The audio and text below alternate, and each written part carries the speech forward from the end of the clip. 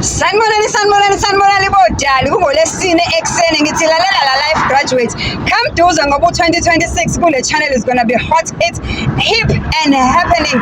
You are going to be inspired, you are going to learn, you are going to love what is going to happen. Kuzoba mnandi, kuzoba lalela yazi kuthiwa ikhulunyelwa eziki isiZulu sisho njalo nje ubona ngakubhekanga nje ngibheka umgwaqo ngoba singene egiyeni singene egiyeni kuyekuthiwa ukuhlahla kwenqama kukona ukuhlahla kwenqama ukuthatha amandla yabona njengamanje bengisathe ukuyothatha amandla ngisawathatha namanje njengoba uJanuary ongixoxele kwi-comment section ukuthi amandla wena uwathatha kanjani. Mina-ke Nkosi yami ngisebhandeni ngilibophe ngci ibhande ngithatha amandla ngikhulekela u-2026 ngoba kubalulekile ukuthi uma siqala unyaka ube nendlela ongena ngayo egiyeni, ube nendlela ocela ngayo enkosini ukuthi Nkosi lo nyaka ungithande, lo Nkosi ungangikhohlwa ngibale kulaba ozobabusisa ngicela nami esami isibusiso sibe lapho ngoba we are not going to keep on waiting sithi hayi your time is coming, nini when is my time gonna come.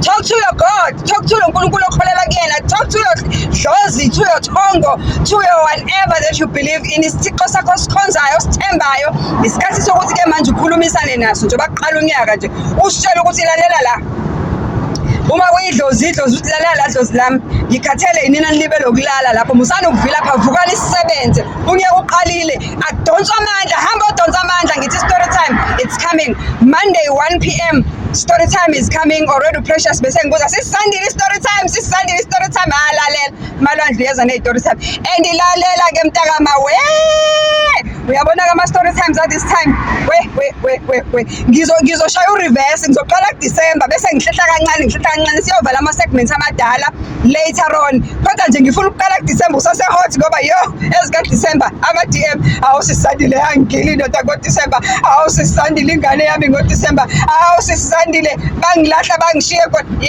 wena kanti amadoda anjani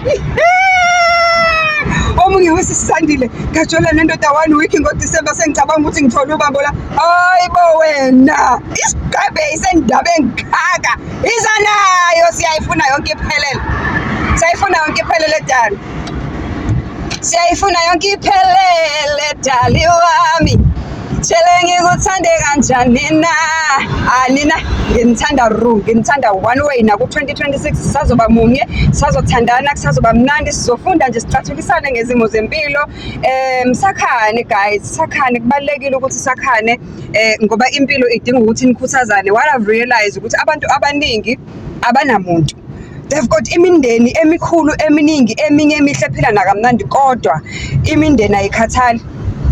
Uma ungena lutho wena ngisho ungayi umndeni ngegazi kangakanani kodwa uma ungena lutho empilweni isikhathi esiningi abantu abakuthathiso kwento ngeke ngapost story time la ngoDecember ukuthi I've seen a lot of people posting on social media saying ukuthi I'm sorry guys, I'm driving to work this morning, saying ukuthi I'm not going home ngoDecember because umndeni wami this, umndeni wami that, umndeni wami awungifuni, anginalutho, angiphumelele, so angithathwa serious, kukhulunyelwa yonke into, kukhulunyelwa ukudla akukho mnandi. Ngiye ngithi ngizohlala nje only one day kodwa kulowo one day sisuke sesixabene, abanye baze basho nanokuthi sibambana ngisho nangezandla. So guys, uyabona ukuthi ama-strangers empilweni esihlangana nawo ibona abazoba imindeni yethu. Mina talking from my own experience, I've got people that I've met in life all over, abanye via i-podcast. Those people abanye babo abanabani sekuyimi umndeni wabo. Nami anginawo umndeni in some type of way, but ke ikhona segment enye engizoyiposta njengoba nje isikhathi siqhubeka i-up close and personal. Ama intro akhona already sengawaposta, ngizowalinka on this video so that uzobona ukuthi ngangikhuluma ngani, but lapho ngizobe ngikuhlubela nje udlube ekhasini ukuthi ngubani and everything. Maybe you'll also get to understand why did I even started i-podcast enje, because let me tell you something, mini podcast ayingenzeli imali. That is why ngihleze nginicela ukuthi please guys watch the adverts. Uma ngabe unawo amandla amancane ngiphi ama super thanks uma ngabe unayo indlela, please join channel memberships, because le i-revolution yokusiza abantu abangenabani empilweni, yokusiza abantu abalahlekile, yokwenza umahluko. And I'm proud of what I've done last year, because I have done a difference to a couple of people already enibabonile ngibalethile kwi-podcast, and ngizonilethela ama-updates ukuthi how far are they, those people empilweni. One of them that I'm super proud of, uZanele Mathenjwa.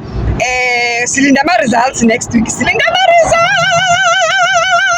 I'm so, yes guys, the way I'm so tense, ngitense ngazi ukuthi imini ebengifunda umatric, because that's how I want that boy to succeed. That's how much I want that boy to succeed.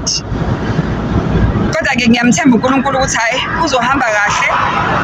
Yeah, ngiyamthemba uNkulunkulu ukuthi kuzolunga. Kodwa ke other than that, wena life graduate, stay tuned. Bukani inwele zami niyazithanda.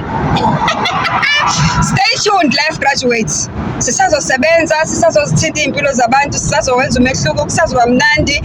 And ngiyanicela this year nijoin ama-educational events wami engiwenzayo once in a while. Please support me.